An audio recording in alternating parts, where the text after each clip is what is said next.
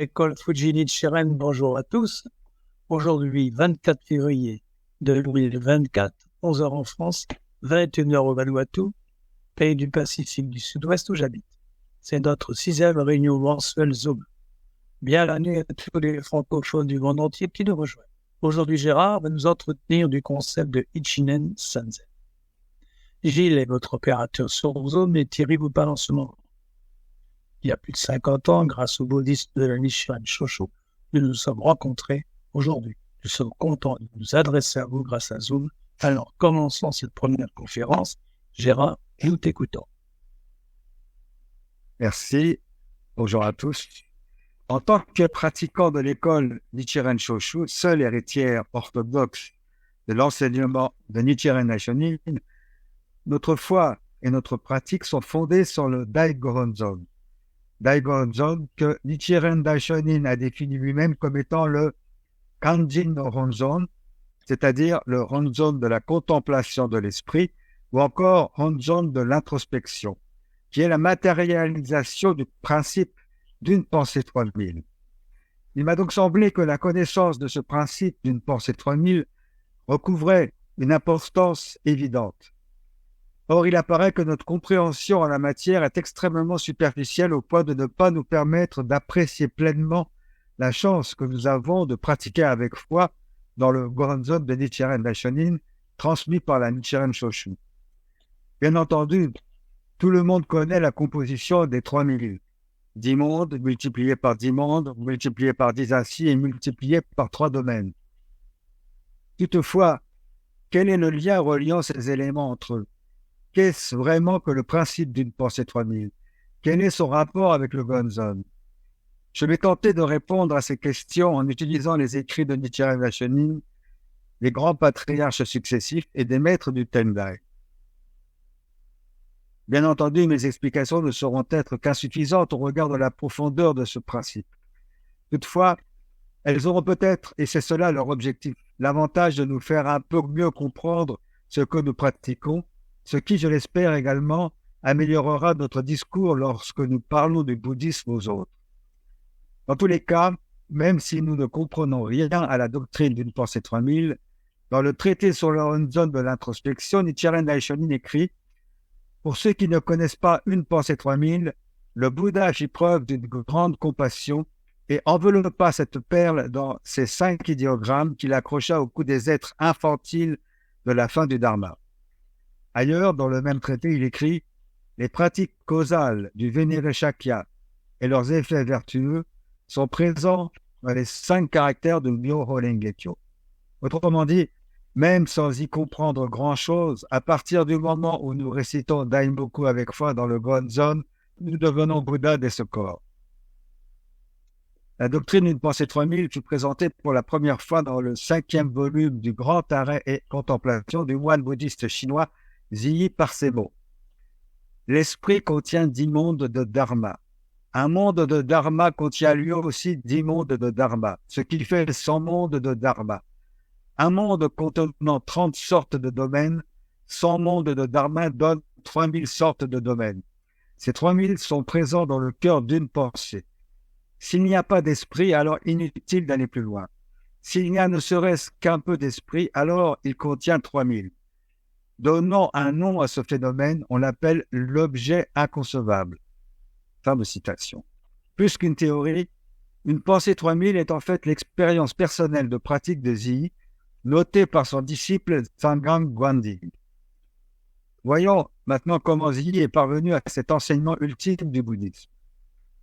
Zhiyi, de son nom séculier Chen De'an, est né en 538 pendant le long règne de l'empereur Wu de la dynastie des Liang, qui occupait le sud de la Chine. Au nord, c'est à peu près l'époque où les Wei se divisèrent en Wei de l'Est et Wei de l'Ouest en 534 et entrèrent dans une période de guerre. En 549, l'empereur Wu fut renversé par Wu Jin, qui intronisa l'empereur Wen de la dynastie des Wei, qu'il fit assassiner 2 ans plus tard. En 552, Xiaoyi renversa Wu Jin et devint l'empereur Yuan. Son règne ne dura pas longtemps, puisque 2 ans plus tard, en 554, il fut à son tour renversé par l'armée des Wei de l'Ouest. Après de tels changements de pouvoir, l'empereur Yuan fut exécuté. À cette époque, Ji avait 17 ans. Il servait alors dans le gouvernement impérial des Yuan à la demande de son père, un fonctionnaire des Liang. Devant ce spectacle de guerre incessante et désastreuse, Ziyi tenta de rechercher la paix éternelle dans le monde bouddhiste en devenant moine, mais ne put obtenir la permission de ses parents. Cependant, après la mort de ces derniers, il finit par persuader son frère aîné qui s'y opposait et se fit ordonner novice à l'âge de 18 ans. À l'âge de 20 ans, il reçut les 250 préceptes parfaits et devint moine. On rapporte qu'à l'âge de 23 ans, Ziyi rendit visite au grand maître Nanyue Guici, qui vécut de 515 à 577, qui séjournait au mont Daishu dans la province de Guangzhou et suivit 8 années d'enseignement sous sa direction, atteignant l'illumination, étape préparatoire à la samadhi du lotus. La samadhi est un état d'équanimité où l'intellect va au-delà de sa fonction normale de discrimination, ce qui détache une personne de son corps physique. Dans cet état, ni le temps, ni l'espace, qui sont une création de notre mental, n'existent plus. Lors de leur rencontre, Guici dit à Ziyi, « Jadis, nous avons écouté la même fleur du Dharma au bout sacré. Poursuivi par le lien résiduel, le passé se répète et, ayant ensemble écouté le sutra du lotus sur le banc sacré des aigles, poursuivi par la causalité des vies passées, vous êtes de nouveau venu auprès de moi. » Cet épisode, devenu plus tard célèbre, est connu sous le nom de « Écoute commune sur le mont sacré ». Au cours de ces 8 années, Ziyi a certainement étudié de nombreux concepts bouddhistes qu'il a ensuite théorisés sous la direction de Huixi. En 568, l'heure de la séparation entre Ziyi et Huixi sonna. Une voie d'accès vers le mont Nanyue, dans la province de Hangzhou, avait été ouverte. Huixi, qui le souhaitait depuis un certain temps, se dirigea donc vers Nanyue. Les paroles d'adieu de Huixi envers Ziyi furent les suivantes. « Je voulais aller à Nanyue depuis longtemps, mais malheureusement, je n'avais personne à qui confier le Dharma. Vous avez, pour ainsi dire, saisi cette doctrine et vous correspondez bien à mes souhaits. Grâce à vous, la compréhension du Dharma du Bouddha ne cessera pas. Vous devez donc prendre ma suite. À présent, je vous transmets mon Dharma. Adaptez-vous aux prédispositions, transmettez la lampe du Dharma et éduquez les êtres. Ne soyez pas celui qui mettra un terme à la succession. » Huixi attendait de Ziyi, qui avait des liens avec le pays des Chen, qu'il s'impose dans ce pays. Ziyi se rendit donc à Jiangye, aujourd'hui Nanjing, la capitale des Chen, avec une trentaine de compagnons. Par la suite, il jouit d'une grande renommée dans la dynastie Chen pendant 8 ans avant d'entrer au mont Tiantai, avec des activités notables, notamment des conférences sur le titre du Sutra du Lotus, Myoho Renge-kyo, le traité de grande sagesse et la porte du Dharma de la méditation progressive. Ziyi fut affecté par la perte de plusieurs proches et reçut la nouvelle de l'interdiction du bouddhisme par l'empereur Wu des Zhou du Nord en 574. En outre, il médita sérieusement sur le constat que, malgré la formation de nombreux disciples, le nombre de ceux qui véritablement acquéraient le Dharma diminuait progressivement. Face à cette conjonction de facteurs, il ressentit le besoin de se consacrer à nouveau à l'ascèse, tant pour son propre développement spirituel que pour l'enseignement des autres. Malgré l'opposition de l'empereur, des bureaucrates et d'autres adeptes qui l'admiraient, il prit la décision d'entrer au mont Tiantai en 575. En entrant au mont Tiantai, Ziyi s'engagea avec ferveur dans la méditation sur le pic Huating, le plus haut sommet du mont Tiantai. C'est là qu'il acquit l'éveil à l'essence du Dharma, de la vérité unique et véritable, qui peut être considéré comme le socle des 3 vérités et des 3000 mondes en une pensée qu'il systématisa par la suite. Le corpus du bouddhisme en général et du Tendai en particulier se subdivise en la porte de l'aspect doctrinal et la porte de la contemplation de l'esprit. Leur objet est d'obtenir la compréhension correcte du principe véritable et ensuite de le pratiquer dans la perspective d'obtenir l'éveil. Pour ce qui est de la porte de l'aspect doctrinal, autrement dit l'exposé des théories bouddhistes, Ziyi enseigna le sens mystérieux du lotus et les mots et phrases du lotus. Le sens mystérieux du lotus est l'interprétation des 5 caractères Myoho Renge Kyo du titre du Sutra du lotus sous l'angle du quintuple sens mystérieux. Le quintuple sens mystérieux, le nom, la substance, l'intention, l'application et l'enseignement. À travers le nom, Zi explique la signification du titre du sutra, en l'occurrence le nom Myoho Renge Kyo. L'étude de la substance démontre la vérité que ce sutra développe comme la base des enseignements, à savoir le véritable aspect des dharmas. L'intention est la recherche des causes et des effets de la pratique de Shakyamuni, le Bouddha qui enseigna le sutra de lotus. Là, Zi expose les causes et les effets de l'éveil dans le passé lointain du Bouddha Shakyamuni, réfutant ainsi la notion d'éveil premier dans cette vie.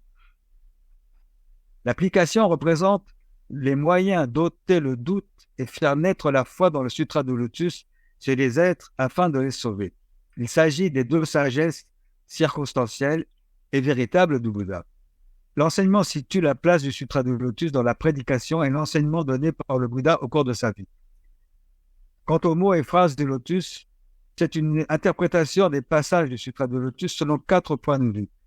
L'interprétation causale, l'interprétation doctrinale, l'interprétation originelle et éphémère et l'interprétation selon la contemplation de l'esprit.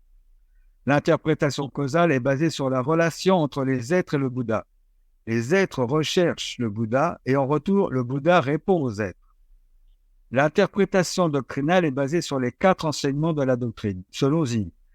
Les enseignements des corbeilles, les enseignements communs, les enseignements particuliers et l'enseignement parfait. L'interprétation originelle et éphémère est basée sur les 2 facettes du sutra de lotus. La doctrine éphémère, c'est-à-dire les 14 premiers chapitres, qui prêche l'abandon des 3 véhicules, le véhicule des auditeurs, le véhicule des éveillés par les conditions et le véhicule des bodhisattvas pour adopter le véhicule unique du Bouddha, et la doctrine originelle, les 14 derniers chapitres, qui prêche l'abandon du proche pour adopter le lointain, le proche étant la notion de Shakyamuni devenu Bouddha pour la première fois en cette vie, et où le lointain est son atteinte de la bouddhéité dans le passé lointain. L'interprétation selon la contemplation de l'esprit est la méthode d'interprétation propre à Zi, qui va au-delà de l'interprétation superficielle des mots et des écritures, et est une interprétation qui permet d'expérimenter personnellement la vérité indiquée dans le sutra, c'est-à-dire les 3 vérités de la vacuité, de la conditionnalité et de la médianité. Une fois cette compréhension acquise, commence la pratique, basée sur cette compréhension. Les pratiques principales auxquelles s'adonne Zi sont l'arrêt et la contemplation, qui se subdivisent eux-mêmes en petit arrêt et contemplation et grand arrêt et contemplation, le Makashika. À ces pratiques principales viennent s'ajouter des pratiques auxiliaires. Par exemple, dans la Nichiren Shoshu, la pratique principale est la récitation de Daimoku, Shodai, tandis que la pratique auxiliaire est Gongyo.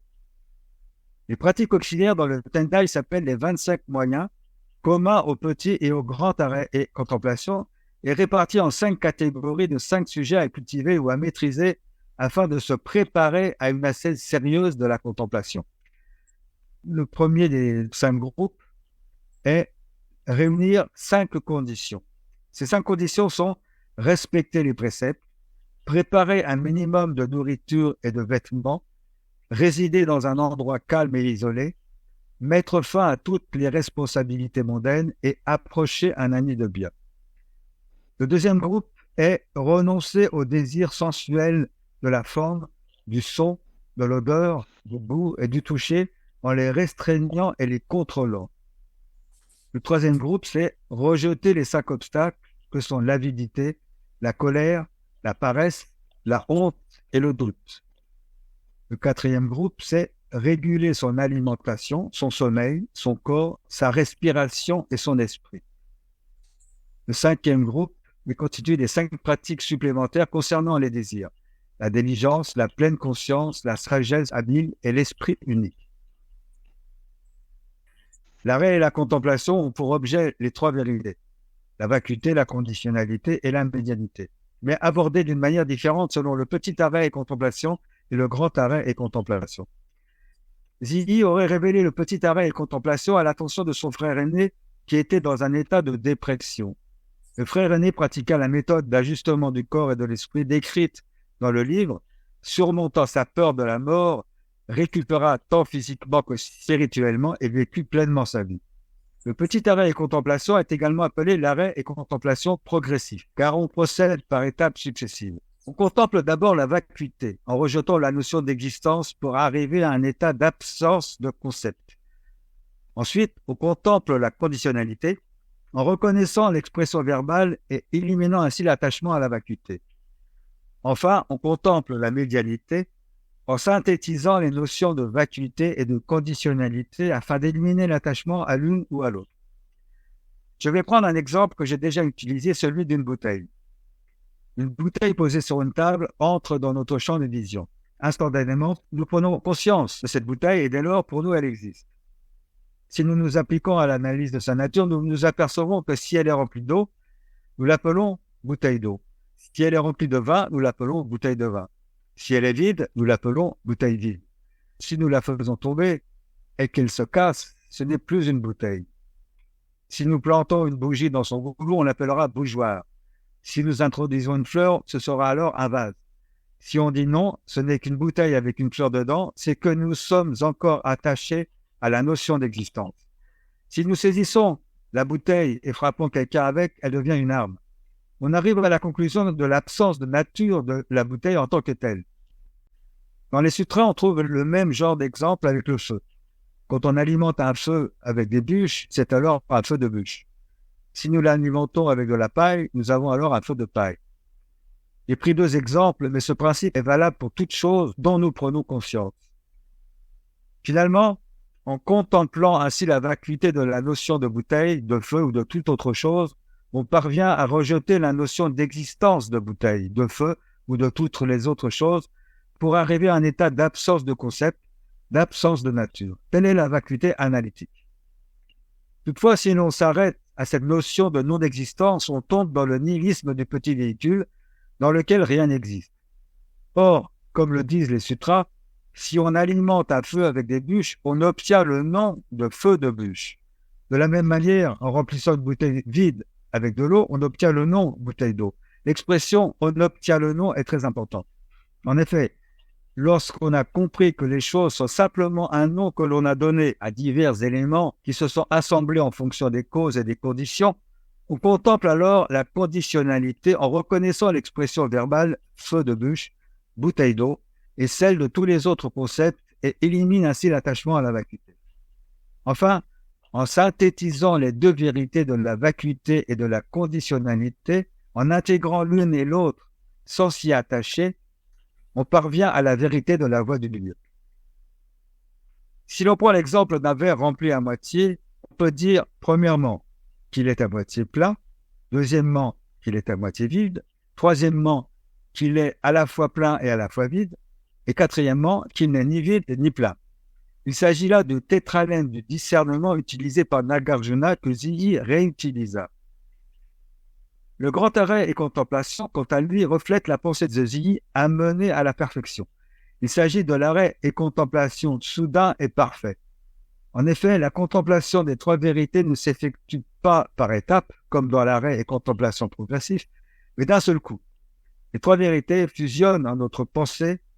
On obtient alors la triple contemplation en notre esprit. Contrairement à la médianité du petit arrêt et contemplation qui synthétisait la vacuité et la conditionnalité dans la vision de la triple vérité en un cœur, la vacuité inclut telle quelle la conditionnalité et la médianité, la conditionnalité inclut telle quelle la vacuité et la médianité inclut telle quelle la vacuité et la conditionnalité. Tel est l'arrêt et contemplation, soudain et parfait, la logique de synthèse hyper-temporelle, hyper-rationnelle, caractéristique du bouddhisme chinois. Il est basé sur l'enseignement parfait du Sutra de Lotus, pensée de la triple contemplation qui saisit tout comme un tout. Le grand arrêt et contemplation possède une autre caractéristique notable. Il enseigne les 4 types de samadhi, relatifs à la méditation statique, c'est-à-dire l'arrêt, ainsi que les 10 objets et 10 véhicules, ou encore une pensée 3000 concernant la méditation dynamique, qui est la contemplation. Pour ce qui est des 10 objets et des 10 véhicules, les 10 objets représentent les objets de la contemplation et les 10 véhicules désignent les méthodes de contemplation. L'ensemble de la combinaison est une méthode de contemplation comprenant donc 100 contemplations différentes.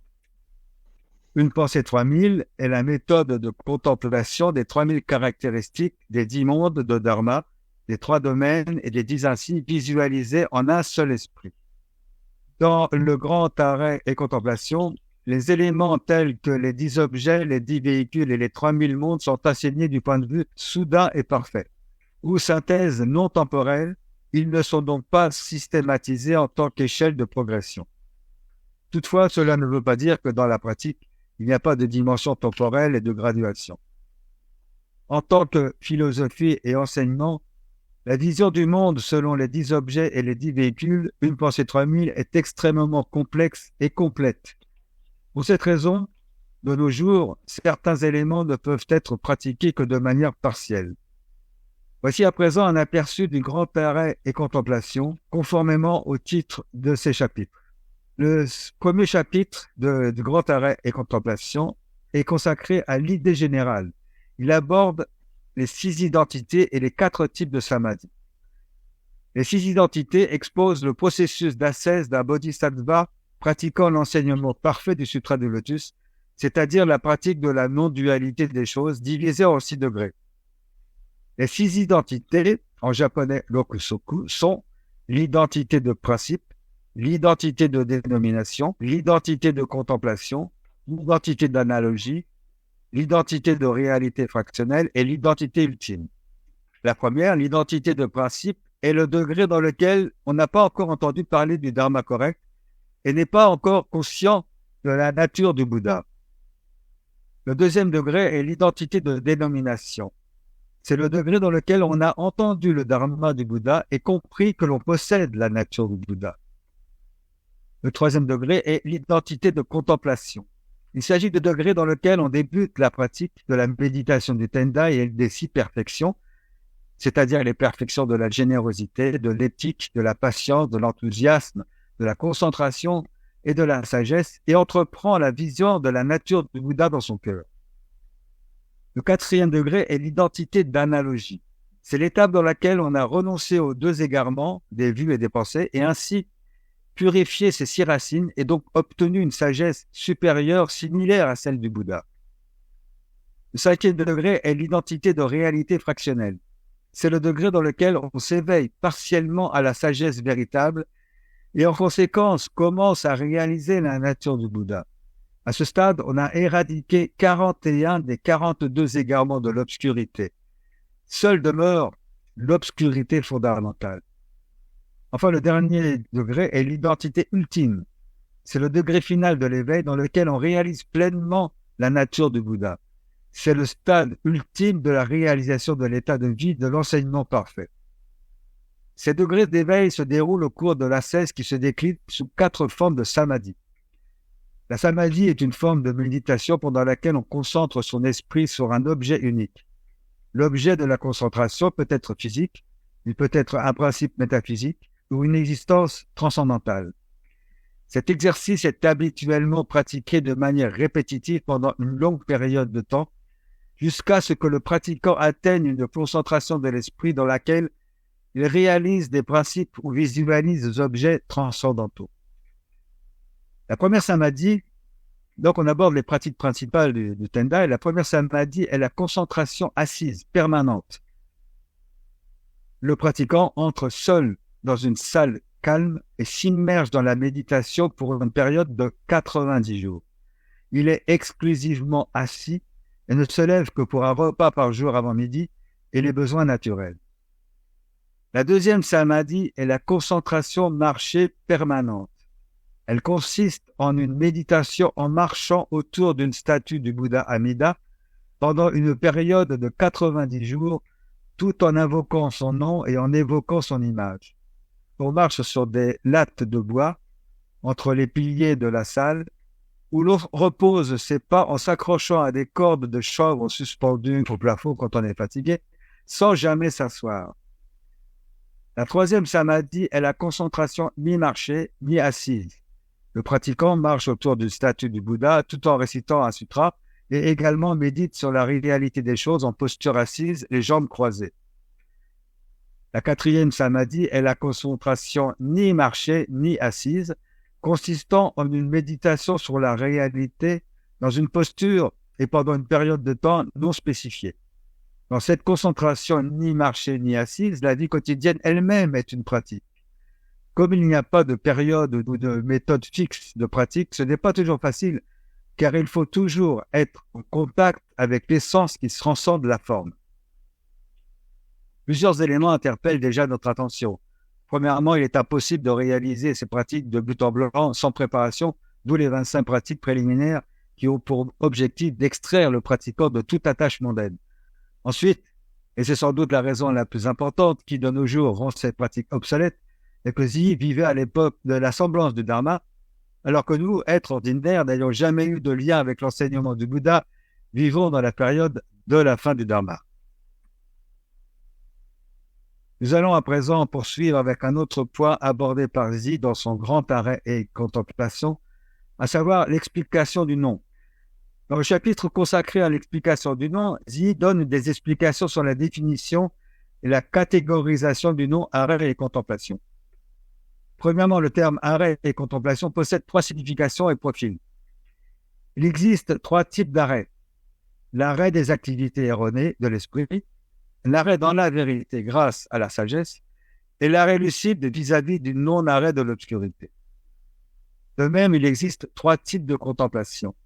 Celle qui annihile les mauvaises passions par la sagesse, celle où la sagesse correspond à la vérité et la contemplation lucide vis-à-vis de la non-contemplation due à l'obscurité. Le petit arrêt et contemplation opposant ces 3 définitions et profils, on les qualifie de arrêt et contemplation relatifs. Par contre, le grand arrêt et contemplation fondé sur l'enseignement parfait et utilisant un vocabulaire qui transcende cette opposition, l'arrêt et contemplation qui y sont pratiqués sont appelés arrêt et contemplation absolus. Ensuite, après l'explication de l'aspect de la substance et des moyens préparatoires à la pratique, à peu près similaire dans le petit comme dans le grand arrêt et contemplation, Zhi expose la pratique proprement dite. La pratique principale de l'arrêt et contemplation est en gros classée en 10 objets, classés en fonction de l'objet de la contemplation. Le sens du mot objet est ici considéré comme les 10 types d'objets qui font obstacle à l'arrêt et contemplation. Concrètement, il s'agit de la contemplation des agrégats entrée et monde en tant qu'objet, des mauvaises passions en tant qu'objet, de la maladie en tant qu'objet, de l'aspect des actes en tant qu'objet, de l'œuvre du démon en tant qu'objet, de la contemplation en tant qu'objet, des vues en tant qu'objet, de l'outrecuidance en tant qu'objet, des 2 véhicules en tant qu'objet et de la bodhéité en tant qu'objet. Certains de ces éléments sont enseignés dans le petit arrêt et contemplation. Ils sont repris dans le grand arrêt et contemplation et systématisés en tant que catégorie d'objets de l'arrêt et de la contemplation. À l'exception des agrégats entrée et monde en tant qu'objet, ils apparaissent lorsqu'il y a un problème et peuvent se produire de manière séquentielle ou non. Les agrégats entrée et monde en tant qu'objet représentent le premier objet représentatif à contempler. C'est parce qu'ils sont présents sous les yeux de tous. Il s'agit plus précisément des 5 agrégats, des 6 objets, des 6 racines et des 6 consciences, c'est-à-dire les 18 éléments que j'ai déjà évoqués dans le chapitre 5 des vidéos de ma chaîne YouTube. Qui, chez les personnes ordinaires, ces 5 agrégats sont impurs. Zhi défend l'idée fondée sur le rien que conscience, selon laquelle l'esprit crée tout, et qu'il doit donc être observé avant tout comme objet de la conscience. Même l'esprit est un objet de la conscience. Cette méthode d'observation comporte la méthode de contemplation par les 10 véhicules et la méthode de contemplation des circonstances passagères et les objets des sens. Cette dernière méthode est enseignée dans le petit arrêt et contemplation et consiste en une méthode d'observation au sein de la vie quotidienne. On pratique l'arrêt et contemplation des 10 objets par le biais des 10 véhicules qui représentent 10 méthodes d'observation. Et la première méthode est la contemplation de l'objet inconcevable. Le deuxième est la résolution de sauver tous les êtres. Le troisième véhicule est calmer habilement l'esprit. Le quatrième est détruire tous les attachements. Le cinquième est la connaissance de ce qui mène à la réalisation de la triple vérité et ce qui l'obture. Le Sixièmement, cultiver les pratiques et les vues propices à l'éveil. Septièmement, application des antidotes pour éliminer les fautes. Huitièmement, connaissance des étapes de la progression. Neuvièmement, indifférence au succès et à l'adversité. Dixièmement, non-attachement à la réalisation spirituelle. Au sein de ces 10 méthodes de pratique, la première, la contemplation de l'objet inconcevable, est particulièrement importante. Il s'agit en effet d'une observation selon laquelle le monde observé est au-delà de la compréhension conceptuelle. L'une de ces méthodes d'observation est la contemplation d'une pensée 3000. On va aborder à présent qu'est-ce qu'une pensée 3000. 3000 est la combinaison de 10 mondes de Dharma, 3 domaines et 10 ainsi. Les 10 mondes de Dharma sont constitués des 6 voies. Les enfers, les esprits affamés, les ashuras, les humains et le ciel. Les 2 véhicules, les auditeurs et éveillés par soi-même, des bodhisattvas et du Bouddha. Tous sont produits par l'esprit. La nature de l'esprit dans ces 10 mondes correspond à l'être pour les 6 voies, la vacuité pour les 2 véhicules, la conditionnalité pour le bodhisattva et le milieu pour le Bouddha. L'observation porte ensuite sur le fait que chaque monde contient potentiellement les 10 autres mondes de Dharma. C'est ce que l'on appelle la présence mutuelle des 10 mondes. En outre, chaque monde inclut 3 domaines.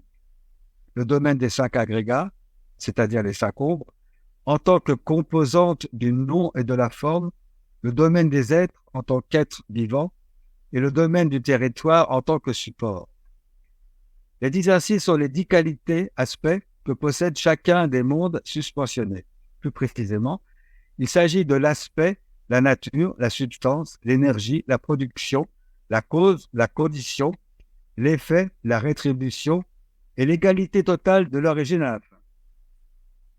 L'égalité totale de l'origine à la fin est la propriété selon laquelle tout, de l'aspect à la rétribution, est identique en termes de vacuité, différent en termes de conditionnalité, et les deux à la fois en termes de médialité.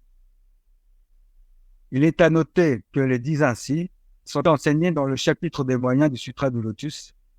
Or, dans l'original sanskrit, il n'y a que 5 ainsi, qui ont été traduits sous la forme de 10 ainsi par le traducteur Kumalajiva.